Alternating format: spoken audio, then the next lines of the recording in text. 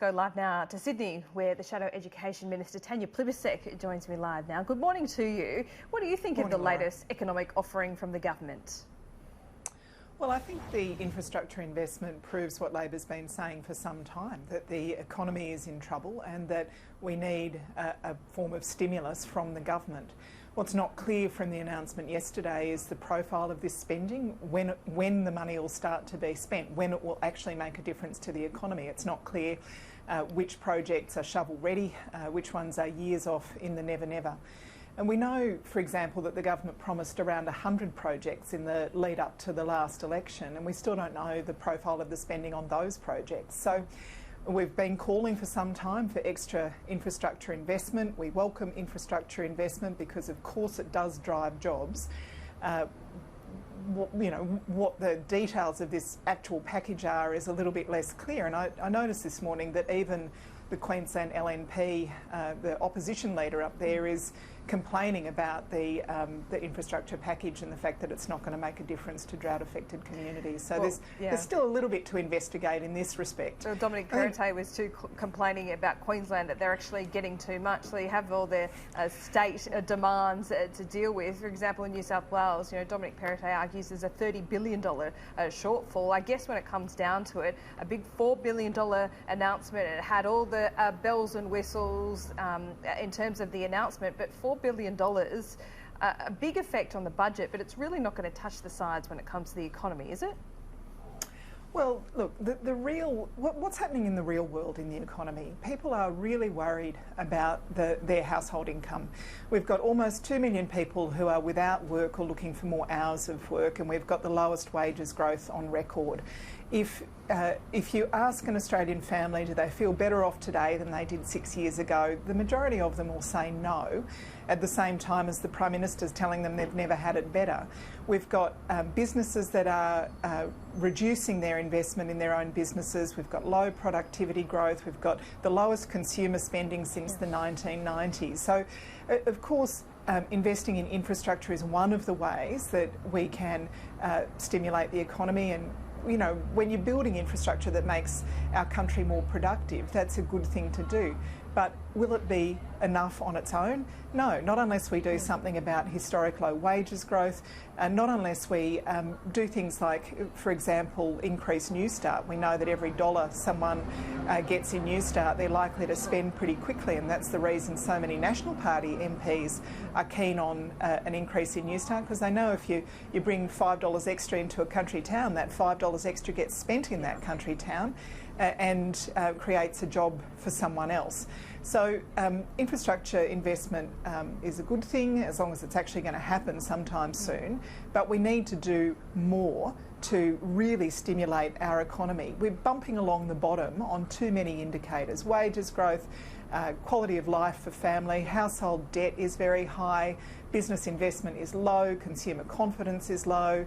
It's not an economy that's in good shape. And the announcement yesterday just proves that. Some of your words, well, Labor's words, might ring a bit hollow this morning as well. You're calling for a lot of expensive things to be brought forward, those tax cuts before 2022, higher wages, Newstart. These are all big burdens on the budget. At the same time, Labor's just had its review.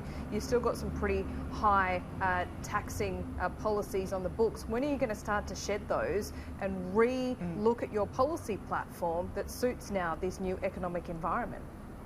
Well, we're looking very closely at the policies that we took to the last election. What we're not going to do is rush to say we're going to keep this one and dump that one. We've said that we'll take a responsible, methodical look at those policies. Anthony's been very clear about the fact that the election's not till 2022 and that we'll be methodical about re-examining those policies. But don't forget, Laura, when we were last in government, the Australian economy was the first or second fastest growing economy in the world during the term of the last Labor government. We're now down at about 18th, and this government, for all it claims to be better economic managers, has doubled our national debt. And when it comes to the household budget, truly, if you ask people, do they feel better off after 6 years of this Liberal government, I think the majority will tell you no. That's the real test of the economy, isn't it? It's a real test, though, for Labor, isn't it, given this is not particularly new, and Labor just lost the election. So given these economic standards and the report card that you give, Labor still couldn't win. Yeah, it's really disappointing, and thank you for raising it so often. But Laura, look at the record of this government. They have doubled our debt. So even on the measure that they talk about, debt and deficit, they have doubled national debt, and households are worse off. Their wages have flatlined. If you look at household debt compared to disposable income, it's at about 190%. I mean, these figures are not good figures.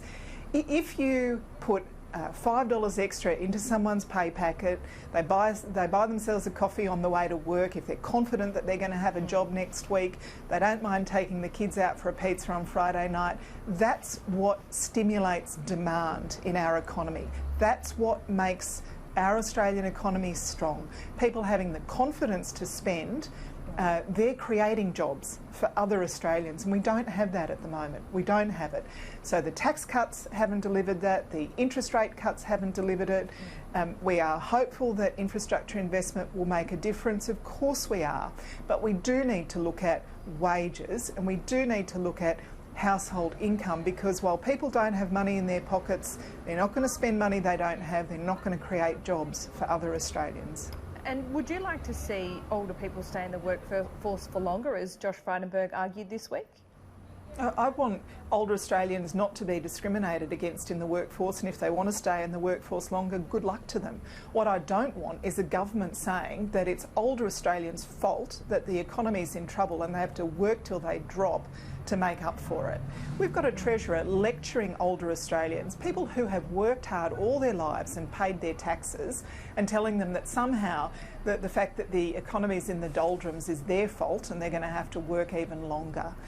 We do see many people who want to work well into their 70s, and good luck to them. A lot of them face terrible discrimination in the workplace, and they shouldn't.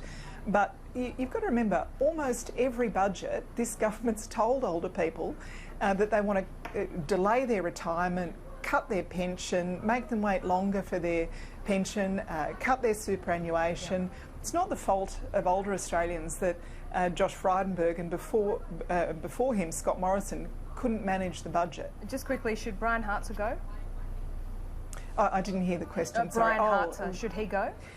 Look, I think everybody's been really shocked by the revelations that there are, 23 million breaches of the law, it's alleged. Any one of those breaches could have attracted a penalty of up to $21 million. It gives you some idea of the scale of what's alleged here, and what's particularly concerning, obviously, is that the allegations are that some of this money might have been used for purposes as bad as child exploitation overseas. I mean, we're looking at really, really critical breaches here. I'm not going to prejudge or endanger the legal proceedings by making claims about what should happen next, but this is very, very serious. It can't be swept under the carpet, and the management of the bank really do need to take responsibility for what's gone on their watch. Tanya Plibersek, thank you.